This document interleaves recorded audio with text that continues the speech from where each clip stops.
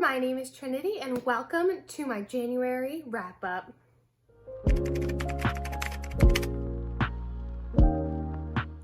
So in January, as of right now, today is the 29th, I have read 12 books. And I've never read 12 books in a month before. Like, that's actually kind of crazy for me. I've never done that, so I was so proud of myself. But now that I have to talk about them all, this video is going to take actually forever. So enjoy! The first book I read was The Curse of the Wolf King by Cassandra Odette. This book I rated a 3.5 out of 5 stars. I really loved it. It had some gorgeous writing. It, for me, felt just a little underdeveloped in this novel. I loved the characters. I liked what they were going for. The story is a Beauty and the Beast retelling about Gemma, who is trying to kind of break out of societal rules, and she wants to find a job so she can be more independent.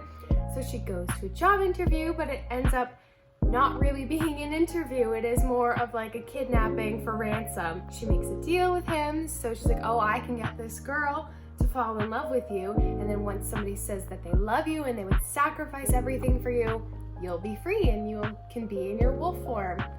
Does that make any sense? That's what this book is about. It has some beautiful lines, lovely writing. I was so entertained, and it's a very good read. I would definitely suggest reading it. This is the first book in the Entangled with Fae series. You can read them in any order you'd like. I'm reading them in the order that they've been published or written, just because you get little sneak peeks of all the characters, and to me, I really like seeing them all in there and then kind of learning their story before you get into their full narration. Anyway, that is the first book I've read this month. The second book I read this month was Bunny by Mona Award. I gave this book a 3 out of 5 stars. I was entertained, let me tell you. This book, everyone says, is like a big WTF. And I get that. I understand that it's a big WTF.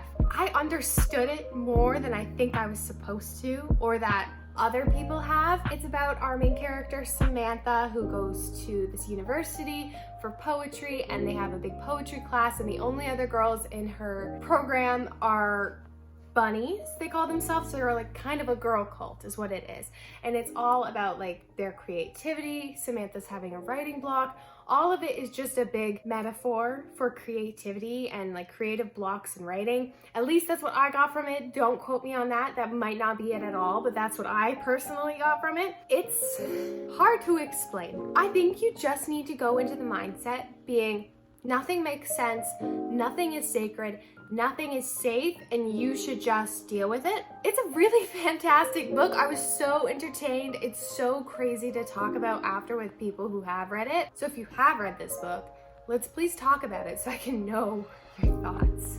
The third book I read this month is Heart of the Raven Prince by Cassandra Odette. It is the second book in the Entangled with Fae series, and this one was the one I was the most looking forward to. It is a Cinderella retelling.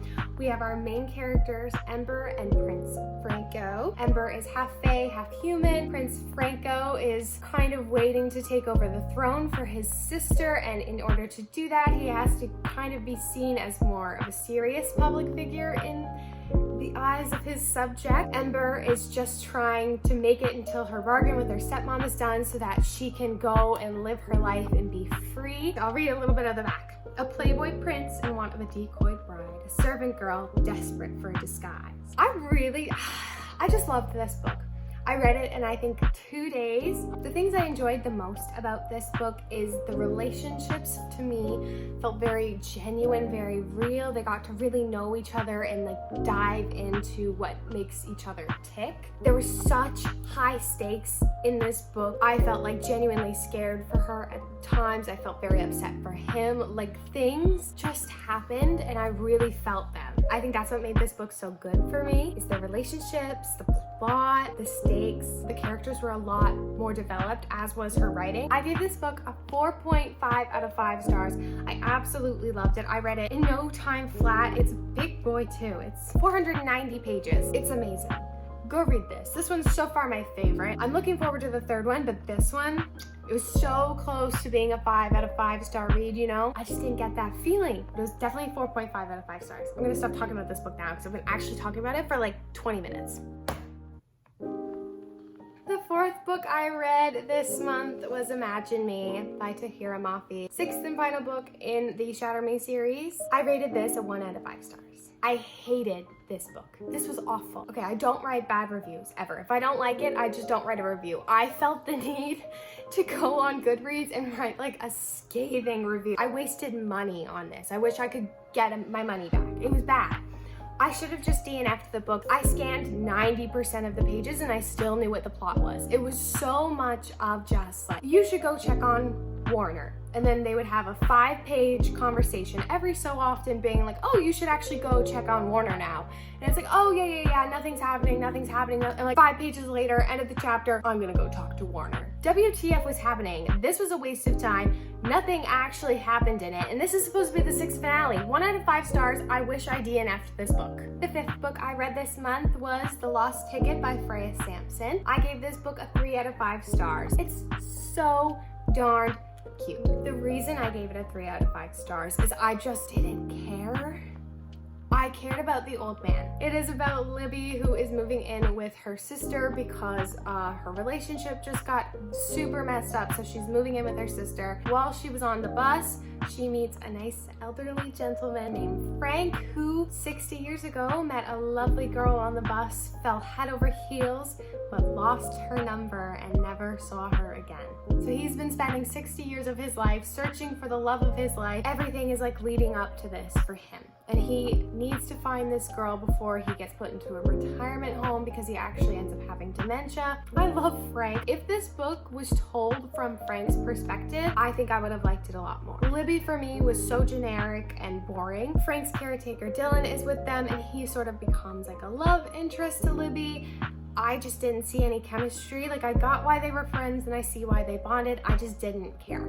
I didn't care. All I cared about was Frank, and we had lots of Frank. There's that book. It was cute. 3 out of 5 stars. I was definitely entertained. I would suggest this book if you think that sounds interesting at all. The 6th book that I read this month is The Fine Print by Lauren Asher. I gave this book a 3 out of 5 stars. It is the first book in the Dreamland Billionaires trilogy. It's a very popular trilogy. The 3rd book is actually coming out at the end of this month and I'm really excited about it. I gave it a 3 out of 5 stars because number 1, the spice. Number 2, it's like a fake kind of Disneyland thing. And number 3, I really enjoyed the plot of it. Anyway, the plot of this book is that Zara works at Dreamland and one night she makes a drunken proposal, trashing their biggest ride at Dreamland. Rowan sees it and he's like, hey, I think she could really help me build the park because he needs to make changes to the park. His grandpa passes away. He needs to get his inheritance, and the clause on the inheritance is that him and his brothers have to do these certain things in order to be worthy of their inheritance.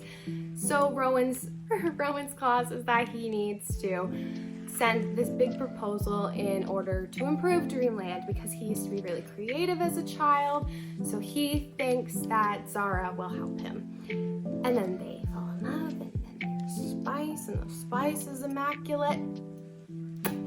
Very good, very entertaining. 3 out of 5 for me. We're on our 7th book of the month, and that is Realm Breaker by Victoria Aveyard. I gave this book, if you can guess it, guess now, guess in comments. I gave it a 3 out of 5 stars because apparently nothing is really holding my interest recently. This was entertaining, let me tell you. I wanted some high fantasy, and this was definitely high fantasy. The world was so interesting. It was very easy to understand. This book is about Corin, or that's how I say her name. She is a pirate's daughter, but there's this huge thing happening in the world with these spindles, which are kind of like doorways into realms. Her bloodline is from a whole different realm. She's the last in her bloodline, and they need her to defeat her uncle. I'm just gonna say that you should look this plot up on Goodreads because I don't think I can explain it to you right now. I love Andri, I love Corin, I love Sorsha. It's like a whole, here are the vibes of this book. 6 of Crows meets kind of a little bit of Vow of Thieves. 3 out of 5 stars. I'm going to read the next one. You will actually see that book later, so peace. The 8th book I read this month was Heartstopper Volume 3 by Alice Oseman. I gave this book a 4 out of 5 stars. It made me fall even more in love with Nick Nelson than I needed to be. They're going to Paris, relationship, some mental health stuff happens, so check the trigger warnings. I love Nick Nelson. Okay, and then my next 4 books actually you will have been seeing in my reading vlog, and ninth book that I read this month was Better Than the Movies by Lynn Painter. I gave this book a 4 out of 5 stars. This was the sweetest thing I have ever heard. It is about Libby, who is obsessed with romantic comedies. She thinks her life is going to be like a romantic comedy. So when prom comes around and a boy from her past comes back that she's absolutely like head over heels in love with, she thinks it's fate. She needs to get him to take her to prom. One thing, her neighbor Wes is his like very good pal and they hang out a lot, so she needs to go to Wes and get his help so that that man of her dreams can ask her to prom. Of course, little cutie little thingies happen. It's adorable. It's about Wes and Libby. It's about some grief happening. It's just like about trying to make the most of your senior year, and it is so cute. 4 out of 5 stars. The 10th book I read this month was Heartstopper Volume 4 by Alice Oseman. I gave this book a 5 out of 5 stars. Not only did this book have Nick Nelson just being a number 1 10 out of 10 boyfriend who I'm in love with, he was so supportive, there was mental health, everything that kind of got introduced into the 3rd volume was really flushed out in such an elegant and beautiful way that made me fall even more in love with these characters. Obviously check for trigger warnings. It's very touchy on the mental health stuff, so if you want to look that up, go for it. But I definitely suggest reading these in your lifetime because this is the cutest thing I've ever read, and my first 5 out of 5 star read for the year. The 11th book I read is Terms and Conditions by Lauren Asher. I actually gave this book a 3.5 out of 5 stars. I enjoyed this a lot more than the fine print, and by a lot more I mean 0.5% more. This book follows Declan and Iris. Declan is the oldest brother for the Kane brothers, which is the brothers we're following in this series. He's the eldest brother. His clause is that he needs to be married and have a baby in order to inherit his inheritance. Big issue though, because he is definitely married to the job and he is a very big grump and he's very mean, but he's very nice to his assistant Iris, who this is about. It is a marriage of convenience. It is a close proximity. This also has He Falls First. We kind of get a little bit of F1 racing in it, which makes me really want to read her other series, which sounds so good. This book doesn't have as much spice as the first one did, which is kind of okay because I liked the tension more. I thought this book was a lot more believable than the first one. I think that's why I enjoyed it more. However, I'm definitely looking forward to the final offer, the 3rd book in this trilogy, a lot more. Cal is the 3rd brother and he is my favorite, so we're waiting for him. We also get a lot of Cal in this book, that's why I gave it 0.5 more. This book was pretty good. Okay, and so far the last book I have read, this book is also torture, Believe Me by Tahereh Mafi. Why did I read this? Because I spent good money on it. It is the epilogue novel to the Shatter Me series, which unfortunately just went downhill for me. I gave it a 2 out of stars. It is basically about Juliet and Warner and the events that follow after the 6th and final book. And it's just kind of wrapping up their story. Did we need all that unnecessary political stuff? Apparently, because we have to fill 177 pages. Just give me more romance. 2 out of 5 stars. To finish off this video, I'm just going to quickly add in the book I'm currently reading, which is Blade Breaker by Victoria Aveyard. I may or may not finish it by the end of the month. We'll see. If not, I'll just put it in my February wrap up as a little fun sneak peek. This is the 2nd book to The Realm Breaker. I like this one so far. I'm only 74 pages, so I can't really judge it. Anyway, let's get that shot. That was so cheesy.